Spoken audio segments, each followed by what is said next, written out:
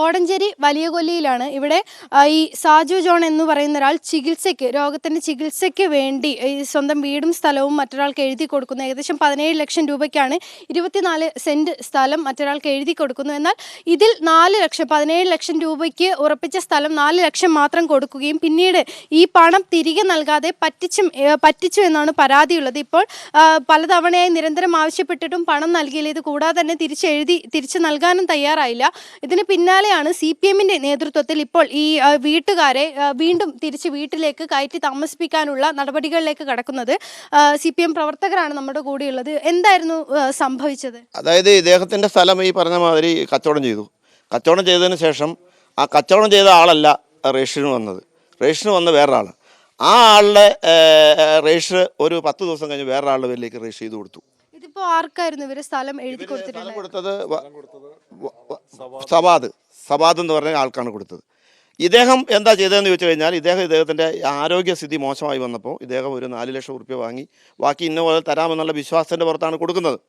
എന്നാൽ അത് കൊടുത്തില്ല എന്ന് മാത്രമല്ല, പറഞ്ഞ ദിവസങ്ങളിലൊന്നും സംസാരിക്കാണ്ട് വന്നപ്പം CPM-ൻ്റെ ലോക്കൽ സെക്രട്ടറി ആയിട്ടുള്ള ജോൺസൺ ഇടപെട്ട് പാർട്ടി ഓഫീസിലേക്ക് വിളിപ്പിച്ച് പാർട്ടി ഓഫീസിലൊരു എഗ്രിമെൻറ്റ് എഴുതി വെച്ചിട്ടുണ്ട്. ഇന്ന ദിവസം പൈസ കൊടുക്കാമെന്ന് പറഞ്ഞ് 2 ചെക്കും കൊടുത്തുപോയി.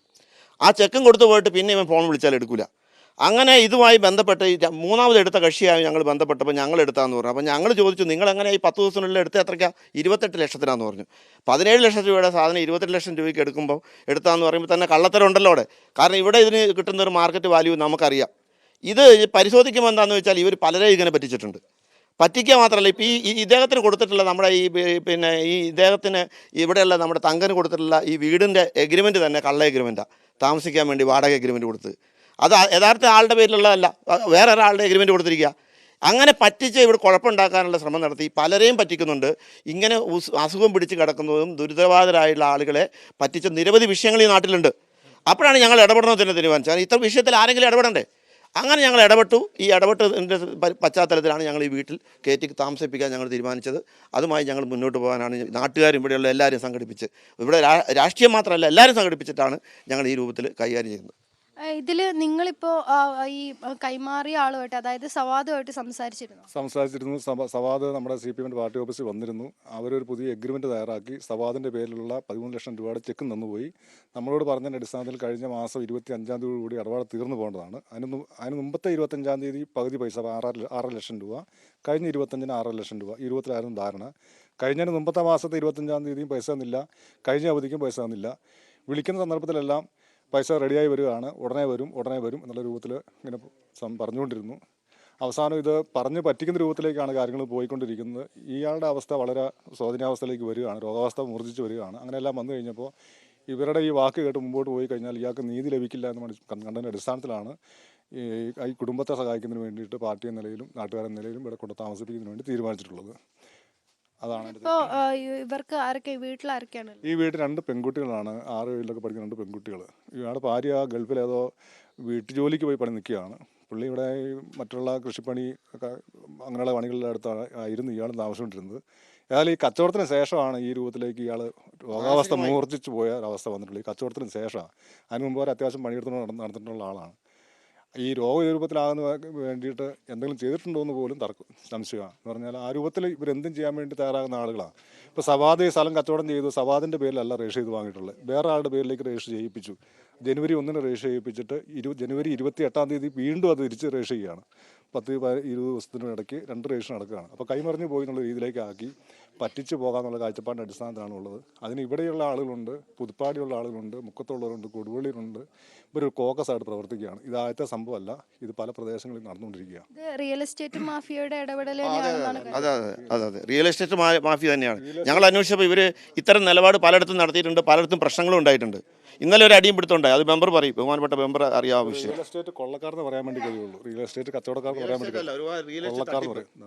ഈ പറഞ്ഞാൽ എത്രയും പെട്ടെന്ന് ഈ സ്ഥലം ഒന്നുകിൽ തിരിച്ചെഴുതി കൊടുക്കുക, അല്ലെങ്കിൽ ഈ പണം തിരികെ നൽകുക എന്നുള്ള ചെറിയൊരു തുകയ്ക്ക് വാങ്ങിയൊരു സ്ഥലം പിന്നീട് അത് മറച്ചു വിൽക്കുന്നു. പിന്നീട് ഇപ്പോൾ അത് വാടകയ്ക്കായി കൈമാറുന്ന ഒരവസ്ഥ, ഈ 2 തവണ കൈമാറി മറിഞ്ഞൊരു സ്ഥലം. ഇത് കൃത്യമായ റിയൽ എസ്റ്റേറ്റ് മാഫിയയുടെ ഇടപെടൽ തന്നെയാണെന്ന് കരുതുന്നുണ്ട്.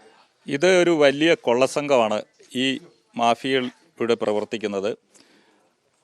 പെട്ടെന്ന് അത്യാവശ്യം വന്ന സ്ഥലം വെക്കേണ്ട രോഗബാധിതരായിട്ട് ബാങ്കിൽ കടബാധ്യത മൂലം ജപ്തിയായി ഇരിക്കുന്ന സ്ഥലങ്ങൾ, ഇങ്ങനെയുള്ള സ്ഥലങ്ങൾ പെട്ടെന്ന് കച്ചവടം നടക്കാതെ ഇരിക്കുന്ന അത്യാവശ്യം അവർ സംസാരിക്കുന്ന ഒരു ഭാഷ തന്നെയുണ്ട്, വെന്റിലേറ്ററിലുള്ള സ്ഥലം, അങ്ങനെയാണ് ഈ സംഘം സംസാരിക്കുന്നത്. ഇങ്ങനെയുള്ള സ്ഥലങ്ങൾ ഏതാണെന്ന് തേടി പിടിക്കാൻ ആ നാട്ടിലെ 2 ബ്രോക്കർമാരാണ്, ആ നാടുമായിട്ട് പരിചയമുള്ള ആളുകളെ ബ്രോക്കർമാരായിട്ട് ആദ്യം അവർ കൈവശപ്പെടുത്തും. അവർക്ക് സാധാരണ കച്ചവടം ചെയ്യുമ്പോൾ കിട്ടുന്ന കമ്മീഷനിൽ കൂടുതൽ കമ്മീഷൻ അവർക്ക് നൽകും. അങ്ങനെ അവർ ആ ആളുകളെ, ഇരകളെ തേടി കണ്ടുപിടിച്ച് ഈ പാർട്ടിയെ കൊണ്ടുവന്ന് കച്ചവടം ചെയ്തു കൊടുക്കും. ഒരു 2 ഭാഗമോ പൈസ കൊടുത്തിട്ട് അവരെ കൊണ്ട് ആ ഭൂമി രജിസ്റ്റർ ചെയ്ത് വാങ്ങിയിട്ട് ഇത് അടുത്ത ആൾക്ക് വിറ്റിട്ട് 6 മാസത്തിനുള്ളിൽ നിങ്ങളുടെ പൈസ പൂർണ്ണമായിട്ട് വരും. ഈ വെന്റിലേറ്ററിൽ കുടുങ്ങിയെന്ന് പറയുന്ന പോലെ കുടുങ്ങി നിൽക്കുന്ന ആൾ അത്യാവശ്യപ്പെട്ട് അവർ പറയുന്ന ഏത് ഡിമാൻഡുകൾ അംഗീകരിച്ച് കൊടുക്കാൻ തയ്യാറായി നിൽക്കും.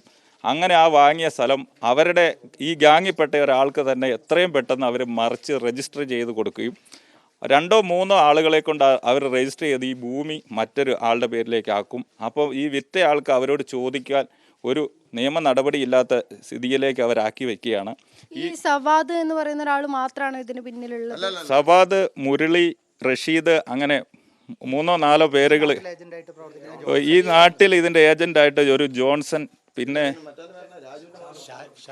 ശാലോം, അങ്ങനെ 2 ആളുകളാണ് ഈ നാട്ടിലെ ബ്രോക്കർമാരായിട്ട് അവർ കൊടുക്കുന്നത്. ഇവരെല്ലാം കൂടെ ചേർന്നാണ് ഈ കൊള്ള ഇവിടെ നടത്തിയിട്ടുള്ളത്. ഇതേ സമാനമായി ഈ രീതിയിൽ തന്നെയുള്ള ആൾ ഇന്നലെ മൈക്കാവിലുള്ള ജോൺസൺ കോക്കാട്ട് എന്ന് പറയുന്ന ഒരാളുടെ താമരശ്ശേരിയുള്ള സ്ഥലം കച്ചവടം ചെയ്യും. അത് ഇതേപോലെ അവധികൾ തെറ്റി 3-4 അവധികൾക്ക് പറയും. ആ അവധികളൊന്നും നടക്കാതെ അവർക്ക് പകരമായിട്ട് വേറൊരു സ്ഥലം എഴുതി രജിസ്റ്റർ ചെയ്ത് എഗ്രിമെൻ്റ് എഴുതി കൊടുക്കുകയും ചെയ്തു. ആ എഗ്രിമെൻ്റ് പ്രകാരം അവർ ആ രജിസ്റ്റർ ഓഫീസിൽ പോയിട്ട് അതിൻ്റെ കുടിക്കടം എടുത്തപ്പോൾ ഇവർക്ക് രജിസ്റ്റർ ചെയ്ത് എഴുതി കൊടുത്ത സ്ഥലം ഇവർക്ക് രജിസ്റ്റർ ചെയ്യുന്നതിന് 1 മാസം മുമ്പ് വിറ്റുപോയ സ്ഥലത്തിൻ്റെയാണ് എഗ്രിമെൻറ്റ് ചെയ്തതെന്ന് അവർ മനസ്സിലാക്കും. അതിൻ്റെ അടിസ്ഥാനത്തിൽ ഇന്നലെ അവർ പോയി താമരശ്ശേരിയിൽ ഇവർ വിറ്റ സ്ഥലം ഇവർ കയ്യേറി അവർ കൈവശപ്പെടുത്താൻ ശ്രമിക്കുക. അങ്ങനെ ഒരു അടിപിടി കേസ് വരെ ഇന്നലെ DSPയുടെ അടുത്ത് ശ്രദ്ധയപ്പെട്ടിട്ടുണ്ട്. DSP ഈ കൊള്ളസംഘത്തിൻ്റെ കേസ് കൃത്യമായിട്ട് അന്വേഷിക്കുന്നുണ്ട്. ഇതിലും പരാതി കൊടുത്തിട്ടുണ്ട്? ഇതിലും പരാതികളെല്ലാം നൽകിയിട്ടുണ്ട്. ആർക്കൊക്കെയാണ്? പോലീസിൽ മാത്രമാണോ? പരാതി കൊടുത്തു, രജിസ്റ്റർ ഓഫീസിൽ പരാതി കൊടുത്തു, കളക്ടർക്ക് പരാതി കൊടുത്തു, അതേപോലെ തന്നെ വകുപ്പ് മന്ത്രിക്ക് പരാതി അയച്ചിട്ടുണ്ട്, MLAക്ക് കൊടുത്തിട്ടുണ്ട്. എല്ലാ തലത്തിലും പരാതി കൊടുത്തിട്ടുണ്ട്. പോലീസ് സ്റ്റേഷനിലേക്കുള്ള പരാതി ഇന്ന് കൊടുക്കും, തയ്യാറാക്കി വെച്ചിട്ടേ ഉള്ളൂ. എന്തായാലും നിയമ നടപടികളുമായി മുന്നോട്ട് പോകാൻ തന്നെയാണ് തീരുമാനമുള്ളത്. അതായത് ഇത്രയും രോഗാവസ്ഥയിലുള്ള ഒരാളുടെ കയ്യിൽ നിന്ന് വലിയ തട്ടിപ്പാണ് നടന്നിരിക്കുന്നത്. ഈ സംഘത്തിനെതിരെ വലിയ ആരോപണങ്ങളും ഉയരുന്നുണ്ട്. ജിഷ്ണു മീനങ്ങാടിക്കൊപ്പം ദൃശ്യ, പുതിയ മീഡിയ 1, കോഴിക്കോട്.